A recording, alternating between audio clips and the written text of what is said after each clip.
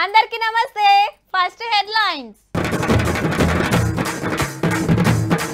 సర్పంచ్ ఓట్ల కోసమట పథకాలు, అప్పుడేం చేసిండ్రో మర్చిన కారోళ్ళు.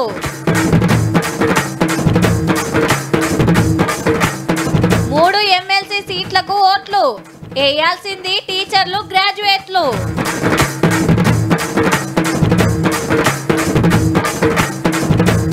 సిపిఎం కు కొత్త కామ్రేడ్, దళితునికి ఇచ్చుడు గిరేట్.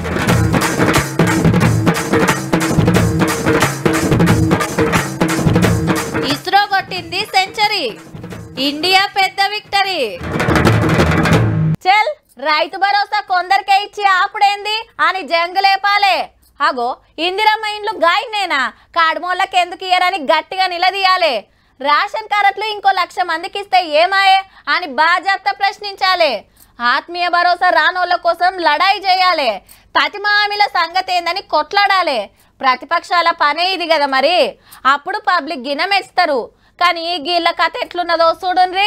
రైతు భరోసా, కొత్త కోపిన్ కారట్లు, ఇందిరమ్మ ఇండ్లు, రైతు కూలీలకు ఆత్మీయ భరోసా పథకాలు ఎందుకు పెట్టిర్రో ఎరికేనా మన రామన్న చెప్తాడు. ఈయనుండ్రి సర్పంచ్ ఎలక్షన్ ల, జెడ్పీటీ సెలక్షన్ ల ఓట్ల కోసం వేసినట్టు చేస్తాడు, తర్వాత ఎత్తుకపోతాడు, మళ్ళా అల్లవాడు. సర్పంచ్ ఎలక్షన్లు వస్తున్నాయి, మళ్ళా ఓట్లు దుబ్బుకోవాలి కదా, అందుకే కొత్త డ్రామా గదన్నట్టు ఈ నడుమ ఏడ మీటింగ్ పెట్టినా సర్పంచ్ ఓట్ల కోసమే కొత్త పథకాలు పెట్టిరు, అటెం కాపేస్తారని జోరుగా ప్రచారం చేస్తున్నాడు. లెక్కకైతే ఫిబ్రవరి ఆఖరునో మార్చి మొదట్లోనో ఓట్లొచ్చుడు ఖాయమని అయితే అంటున్నారు. మరి ఎలక్షన్లు వస్తున్నందుకు ఈ పథకాలు ఆపేది ఉండేనా, లేకుంటే పథకాలు పెట్టినందుకు సర్పంచ్ ఎన్నికలు వాయిదా పెట్టాలని చెప్తే బాగుండే. కానీ రామన్నకి యాదికున్నదో లేకుంటే మత్పరిస్తున్నాడో గానీ 2018లో అసెంబ్లీ ఎలక్షన్లకు ముంగట రైతు బంధు స్కీమ్ సురువు చేస్తే టింగు టింగుమని ఫోన్లు మోగితే అబ్బా సూపర్ పథకం అని టంగు టంగుమని ఓట్లు పడ్డాయి. రెండో పారి పార్టీ పవర్లోకి వచ్చింది. ఇక హుజరాబాద్ ఉప ఎన్నికల ఎల్ల పెట్టింది దళిత బంధు. అదిగిన ఓట్లున్న ఒక్క నియోజకవర్గం మందమే. అటెనక మండలానికో కోడి, ఊరుకో ఈక లెక్క వేసి నడిమిట్లనే చేతుల మీదకి లేవట్టిండ్రు. హైదరాబాద్ లో వరదలు వచ్చి ఆగమాగం ఉంటే సాయం పేరు మీద 10,000 ఇచ్చి అవి ఖర్చు పెట్టక ముందుకే జిహెచ్ఎంసీ ఓట్లు పెట్టిన వాళ్ళు మనోళ్ళు. మునుగోడు ఉప ఎన్నిక వస్తే అంతటి ఇడిచిపెట్టి ఆడ ఏం పని లేదు, అమలు గాని పథకం లేదు. ఇక మొన్నటి అసెంబ్లీ ఓట్ల ముంగట బీసీ బంధు అని ₹1,00,000 ఇచ్చే స్కీమ్ పెట్టారు. ఇట్లా చెప్పుకుంటా పోతే బొచ్చాడు ఉన్నాయి. కానీ పేరు మారింది కానీ పెట్టుబడి సాయం పాతదే కదా సారు. కొత్త రేషన్ కార్డులు, డబల్ బెడ్రూమ్ ఇల్లు అప్పట్లోనే ఇస్తే మీరు అన్నట్టు ఇయ్యాలి, ఇల్లు ఓట్ల కోసం పెట్టకపోదురు, అప్పుడు మళ్ళా మీరే పవలరకు వద్దురేమో. అంటే మనం చేస్తే పబ్లిక్ కోసం చేసినట్టు, ఇంకోళ్ళు చేస్తే ఓట్ల కోసం చేసినట్టు ముద్దుగున్నది పోన్రే. ఉత్తమ్ కుమార్ రెడ్డి, కోమటిరెడ్డి, వెంకటరెడ్డి పెరిగిన ఆకారాలు మాత్రం బాగా పెరిగినాయి, అహంకారాలు బాగా పెరిగినాయి, కానీ పీకిందేమీ లేదు. నల్గొండ కేటీఆర్, నువ్వు హరీష్ రావు, కోమటిరెడ్డి వెంకటరెడ్డికి కాలి గోటికి సరిపోరు. అలా కేటీఆర్ తప్ప కూడా పిల్లగాని గురించి ఎందుకు మాట్లాడతారా? నేను తిట్టాలంటే తిట్టినందుకు తలకాయ పలికి చచ్చిపోతున్నారు. కాంగ్రెస్ పార్టీని నడిపిస్తున్నది మహేష్ కుమార్ గౌడ్ సాబ్, కమలం పార్టీ నురికిస్తున్నది Kishan Reddy sir. Car steering ఎప్పుడు కేసీఆర్ సార్ చేతులనే కాకుంటే ఇప్పుడు డ్రైవింగ్ రామన్ననే చేస్తుండ అనుకోండి. అదేరే ముచ్చట. తెలంగాణ జనసమితి అధ్యక్షుడు కోదండరాం సారు. ఇక సిపిఐ పార్టీకి పెబ్బ కామ్రేడ్ సాంబన్న. మరి సిపిఎం పార్టీకి తమ్మినేని వీరభద్రం సారు అని అంటున్నారులే. కాదు కాదు, ఇగో గీ సారు. ఇక తెలంగాణ సుత్తెకొడవలి పెద్ద కామ్రేడ్ పేరు జాన్ వెస్లీ.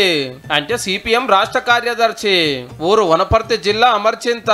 చదువుకునేటప్పుడు ఎర్రజెండా పట్టి 30 ఏళ్ళు ఎన్నో పోరాటాలలో, ఉద్యమాలలో ఉండి ఇప్పుడు పార్టీకి పెబ్బయ్యిండు.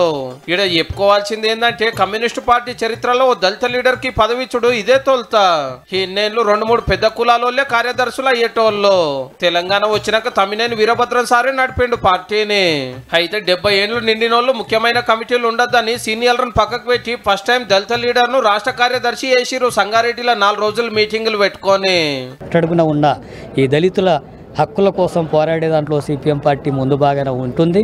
ఆ క్రమంలోనే ఈరోజు నాకు ఆ బాధ్యతలు ఆ పార్టీ ఇచ్చింది. అప్పట్లో సిపిఎం పార్టీ పతారా జోరుంటుండే తెలంగాణలో. ఎంపీలు, ఎమ్మెల్యేలు ఎందరో ఉండేటోళ్ళు. చిన్నగా సుత్తెకొడవలి పదం తగ్గింది, ఎర్ర జెండా ఎలుస్తోంది. గడికో పార్టీతో పొత్తు పెట్టుకుని తోక పార్టీలనే పేరు తెచ్చుకునే కథ అయింది కమ్యూనిస్టులది.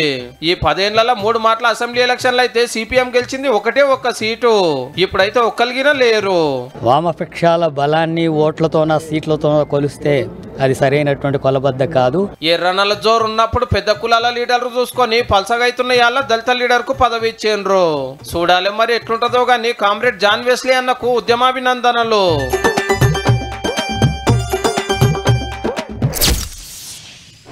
క్రికెట్ లా కోహ్లీ సెంచరీ కొడితే ఎట్లుంటది? స్టేడియంలో ఉన్న వాళ్ళు లేచి డాన్సులు చేస్తారు. 99 రన్నులు చేసి ఒక్క రన్నే మిలుగుంటే సెంచరీ ఎప్పుడైతుందా అని మస్తు టెన్షన్తో ఎదురు చూస్తుంటారు.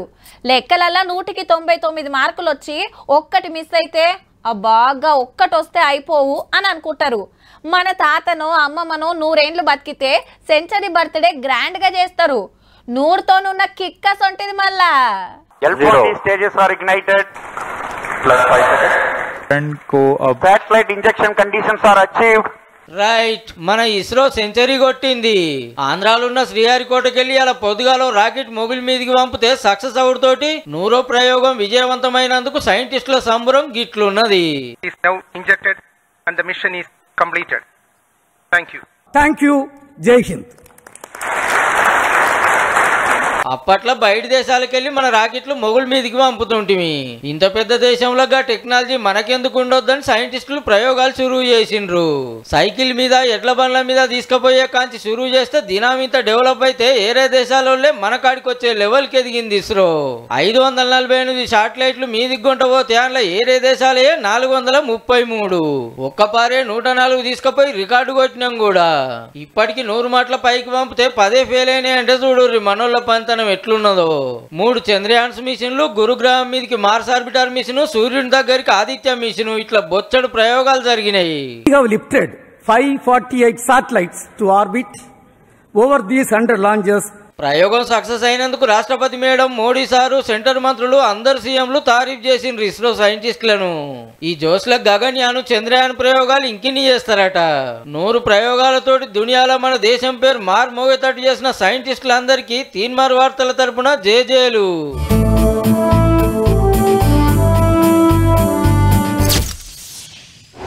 రైట్, ఇక ఏలుకు ఇంకు పెట్టుకుంటానికి తయారుండుండ్రి.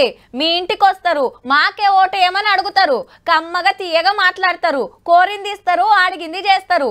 ఆష్టమైతే పొద్దుకు 3 మాటల ఫోన్లగిన వల్కరిస్తారు. తిన్నరా, ఏం చేస్తుండ్రు, ఎట్లుండ్రు, ఏమైనా తిప్పలుందా చెప్పు నేను చూసుకుంటా అని. ఆవు మళ్ళా ఓట్లు వచ్చినాయి. తెలంగాణలో ఎలక్షన్ గంట మోగింది. ఇంత సర్పంచ్ ఓట్లు అనుకునేరు, కాదు ఎమ్మెల్సీ ఎన్నికలు. మొత్తం 3 సీట్లుంటే 2 టీచర్లు వేసే ఓట్లు, 1 పట్టభద్రులు వేసేది. మెదక్, నిజామాబాద్, ఆదిలాబాద్, కరీంనగర్ జిల్లాలది అదొకటి ఇదొకటి. ఇక వరంగల్, ఖమ్మం, నల్గొండ జిల్లాలలో టీచర్ ఎమ్మెల్సీ గాళ్ళు మాత్రమే ఓటేస్తారు, అందరు కాదు. సోమవారంకెళ్ళి నామినేషన్లు 10 నాడు ఆఖరు. ఇక 27 తారీఖు ఓట్లు, మార్చి 3 నాడు ఎవరు గెలిచింది తెలుస్తుంది. కానీ ఈ పాత జిల్లాలలో ఇయాల్టికెళ్ళే ఎలక్షన్ కూడా అమల్లోకి వస్తుంది. అంటే ఓట్లున్న దిక్కు కొత్త పథకాలు పెట్టద్దు. మొన్న చాలైన 4 పథకాలు నడుస్తున్నాయి కాబట్టి రైతు భరోసాకు, కొత్త కోపిన్ కారట్లకు, ఇందిరమ్మ ఇండ్లకు, ఆత్మీయ భరోసాకు అడ్డం ఏముండదు, బరాబర్ అమలైతాయి. అంత మంచిగానే ఉన్నది. కానీ బీజేపీ తప్పితే కడమ 2 పార్టీలు ఇంకా క్యాండిడేట్లను పెట్టాలి. కమలం పార్టీ వాళ్ళు 2 ఎమ్మెల్సీ సీట్లకు మల్క కొమరయ్య, సర్వోత్తం రెడ్డి సార్లను, పట్టభద్రుల సీటుకు అంజిరెడ్డి సార్ను నిలబెడితే ఓటర్లను కలుస్తూనే ఉన్నారు. ఇప్పటిదాకా ఎమ్మెల్సీ ఉన్న జీవన్ రెడ్డి సారు ఈ తాపకు పోటీకి డౌటే అంటున్నారు కాంగ్రెస్ పార్టీలా. అయితే మాకేంద్రని చాలా మంది లైన్లు ఉన్నారట అధికార పార్టీ కాబట్టి. ఎలక్షన్లు అంటే అందరికంటే ముందే కారులు ఉరుకులాడేది, ఇప్పుడు సపడే లేదు. అటు టీచర్లు, ఇటు డిగ్రీ చదివిన వాళ్ళు ఓటేస్తారో లేదో అని అసలు పోటీ చేయకుండా ఎవరికన్నా సపోర్ట్ ఇద్దామనే ఆలోచనలు ఉన్నారట. 4 వద్దులు అయితే బయట పడుతుంది బీఆర్ఎస్ పార్టీ వాళ్ళ కథ ఏందో.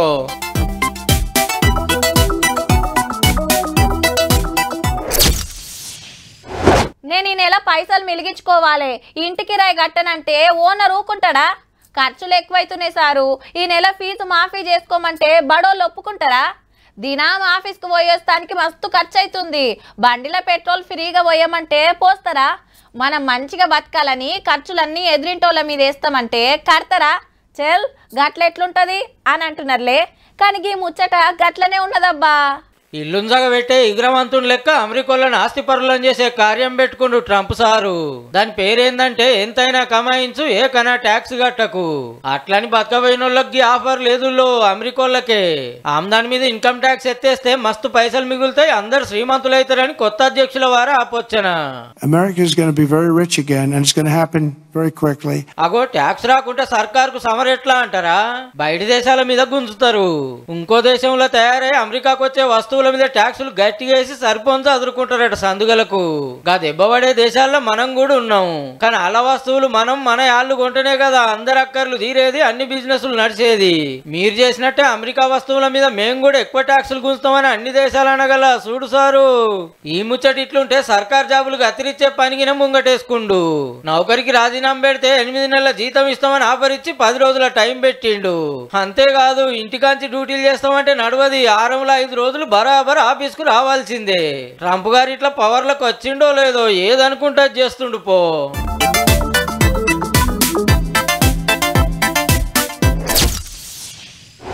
పార్టీ ఆఫీస్కి ఎవరు వస్తారంటే లీడర్లు కార్యకర్తలే కూర్చొని చర్చలు చేస్తారు, ఈ లెక్కర్లతోని మీటింగ్లు పెడతారు. కానీ ఇప్పుడు గాంధీ భవన్ జనతా గ్యారేజ్ లెక్క మారింది. ఎవరికి ఏ తిప్పలున్నా వచ్చి దరఖాస్తు పెట్టొచ్చు. ఏ గాడెవలు ఉంటారు, చిన్న లీడర్లకి ఇస్తే ఏం ఫాయిదా అని అంటుండ్రా? లేలే, మంత్రులే ఉంటారు, వాళ్ళతోటే మాట్లాడొచ్చు, వాళ్ళకే దరఖాస్తు ఇవ్వచ్చు. గాంధీ భవన్ కు ఇయాలగిన బగ్గనే వచ్చిండ్రు దరఖాస్తులు పట్టుకొని. మంత్రి కోమటిరెడ్డి సార్ను కలుసుడు, తిప్పలు చెప్పుకునుడు నడిచింది. అట్లనే గీ భార్యాభర్తలు కూడా 2 పిల్లలున్నారు. ఏం కష్టం ఉంది, ఏం సాయం కావాలనో అడిగి అప్లికేషన్ తీసుకున్నాడు.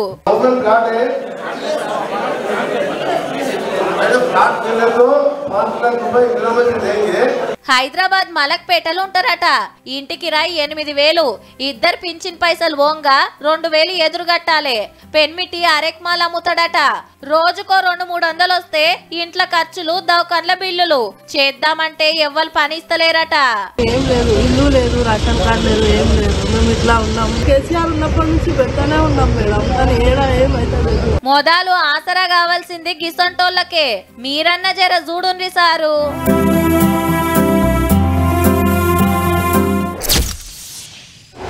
అబ్బా, గీ కాంట్రాక్టర్ ఎవలో గాని పైసలే పైసలు.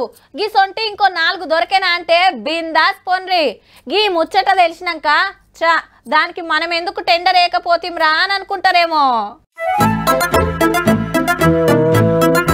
పట్నం గోషామయల్లా రాత్రి మల్లా గూలింది నాలా. ఓ ట్రాక్టరు, ఆటో, కారు దిగబడ్డాయి. పుసుకున పొద్దుగాల గూల్తే ఏంది పరిస్థితి? ఇదేం కొత్త కాదు, ఇప్పటికి 5వ పారి. 3 కిలోమీటర్ల మీదనే ఉండే పెద్ద నాల ఇది. ఓ తాన గూలుడు, ఆడ అత్తర బుత్తర రిపేర్లు చేసుడు, మళ్ళో కాడ గూలుడు నడుస్తూనే ఉంది ఏండ్ల కాంచెల్లి.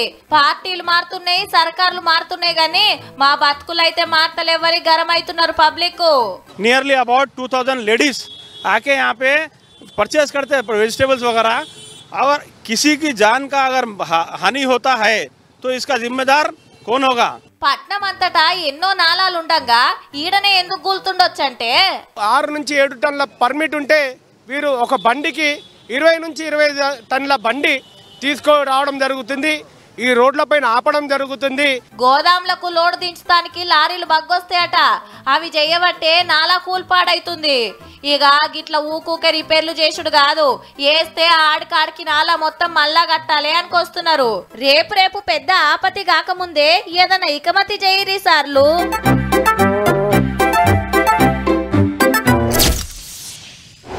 జెండా వందనం మనకు ఒక్కనాడే ఒక్క పూటే, కానీ ఢిల్లీలో అట్లా కాదు. ఆయితారం నాడు జెండా ఎగిరేస్తే ఇయాల్టి దాకా నడిచినాయి. ఆ దినం జవాన్ల విన్యాసాలు, రాష్ట్రాల రథాలు మస్తు అనిపించినాయి కదా. ఆఖరి నాడు కూడా అంతే. రాష్ట్రపతి, ప్రధానమంత్రి, సెంటర్ మంత్రులంతా వచ్చి చూసిండ్రు. ఏ గిట్ల చెప్పుడు కాదు, బొమ్మలే చూద్దాం పండ్రి, చలో ఢిల్లీ.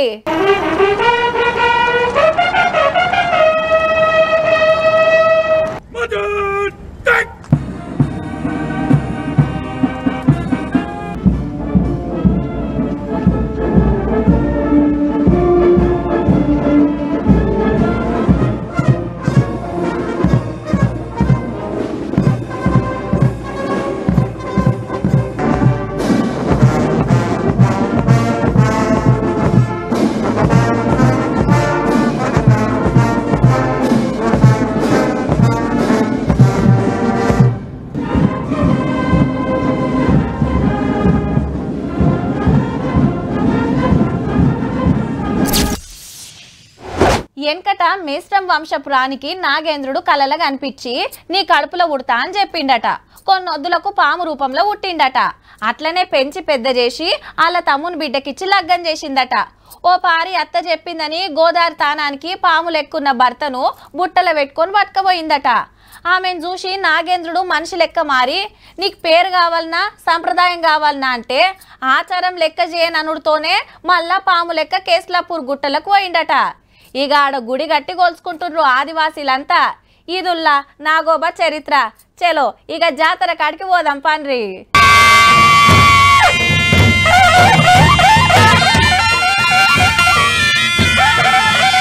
పుష్యామాస నాడు అర్ధమరాత్రి నాగేంద్రునికి జలాభిషేకం పెద్ద పూజలతోటి నాగోబ జాతర చాలైంది.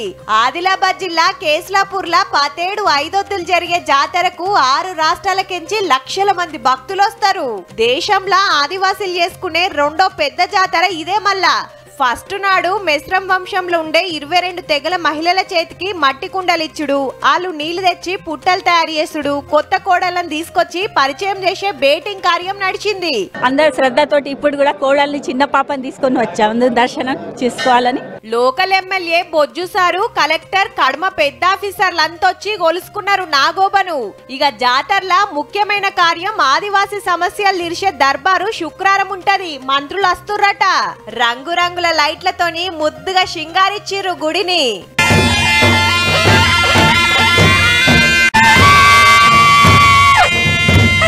చూసిండ్రు కదా ఇక ఇయాల్టి 3 వార్తలు ఉంటాం. మళ్ళా నమస్తే.